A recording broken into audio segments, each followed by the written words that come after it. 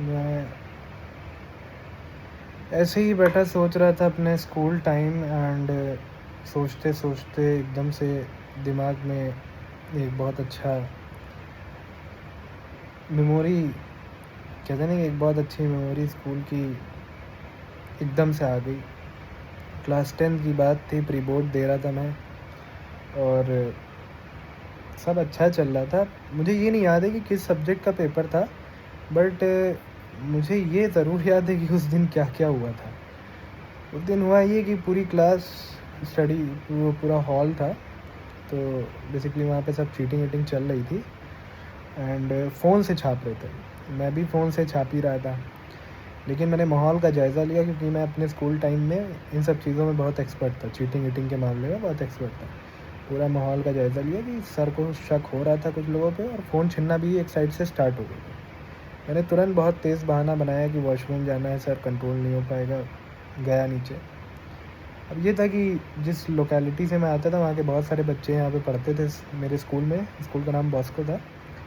तो हुआ यही कि एक लड़के को मैंने तुरंत, वो मिल गया वॉशरूम में, उसको मैंने अपना फ़ोन दिया और कहा इसको बैग में डाल लेना, छुट्टी टाइम दे दूँगा। अब टीचर को तो शक था, मैं फ़िज़िक्स का टीचर था, सावंत सर नाम था उनका, और बनती भी नहीं थी मेरी उनके साथ। तो उनको शक था, जब सबका चेक करके मेरे पास आए, बोले तुम्हारे पास तो फ़ोन है, जल्दी से दे दो, मेरे पास इतना टाइम नहीं, मुझे आगे भी लोगों का लेना है। तो मैंने कहा मेरे पास तो फ़ोन है। मैं भी कॉन्फिडेंस में फ़ोन तो नीचे दे आया था, वो भी बहुत कॉन्फिडेंस में था क्योंकि उसने मुझे देख लिया था, वो सबका ले रहा था, इस वजह से ले नहीं पाया आके। तो उसने पूरी चेकिंग की, वो इतना फ्रस्ट्रेट हो गया, उसको शक हुआ कि मैं कहीं ना कहीं छुपा, वो भी माइंडेड आदमी था, ऐसा नहीं कि वो माइंडेड आदमी नहीं था, वो भी चीज़ों को एनालाइज कर लेता है। वो समझ गया था कि मैं टॉयलेट गया, वहाँ किसी ना किसी को फ़ोन दिया।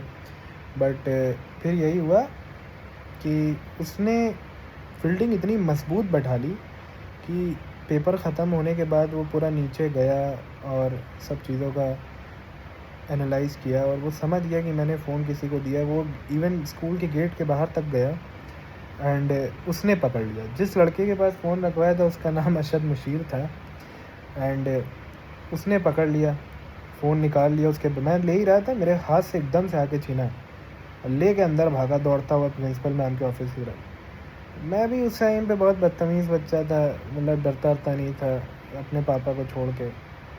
तो मैं भी घुसा और प्रिंसिपल ऑफिस में बहस वहस हुई खूब कि क्या प्रूफ है चीटिंग का और कैसे फ़ोन छीन लिया। तो देख, जानते हैं जहाँ पे छोटे बड़ों से आर्ग्यूमेंट करने लगते हैं, भले ही गलती किसी की भी हो और कोई सबूत ना हो तो गलत तो छोटे ही होते हैं। तो यही सब हुआ। उसके बाद, जिस सब के बाद, हाँ, जब बात बहुत बढ़ गई तो टीचर भी देख रही थी कि मैं भी गुस्से में था, चील पुकार मचा दिया था मैंने। और फिर मुझसे एक एप्लीकेशन लिखवाई गई, कहा कि एप्लीकेशन लिख के दो कि चीटिंग नहीं करेंगे। मैंने कहा चीटिंग वीटिंग तो की नहीं, जबकि करा था, मानता हूँ करा था, बट वो नहीं होता, ईगो पे बात आ जाती है।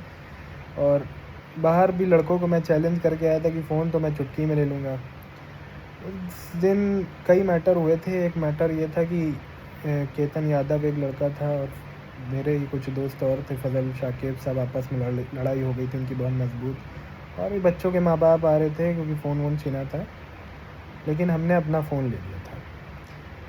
तो मेरी जो इमेज थी स्कूल में टीचरों की नज़र में वो मेंटेन रही। उनको लगा कि वो हमें गिरा देंगे या मुझे, मतलब कि वही कि उनके भी दिमाग में था कि इसको आज फंसा के देखते हैं, पेरेंट्स आएंगे। लेकिन हमने कभी वो काम ही नहीं किया कि हमारे माँ बाप तक बात आए। हमेशा वही काम किया जो खुद हैंडल कर पाए। तो मॉरल ऑफ द स्टोरी यही है कि आप पंगा उन्हीं से लीजिए जिनको आप हैंडल कर पाएँ। ये बात टीचर पे भी देखिए लाई करती है और हमारे ऊपर भी लाई करती है, स्टूडेंट पे भी। टीचर पे ऐसे लाई करती है, टीचर बच्चा देख के सोचता है इसको चलो आज परेशान करें। टीचर को ये नहीं मालूम कि बच्चा कैसा है। और बच्चों को भी टीचर जब हैंडल कर सकते हो तभी करो, वरना मत करो। तो आप लोग इससे सीखिए।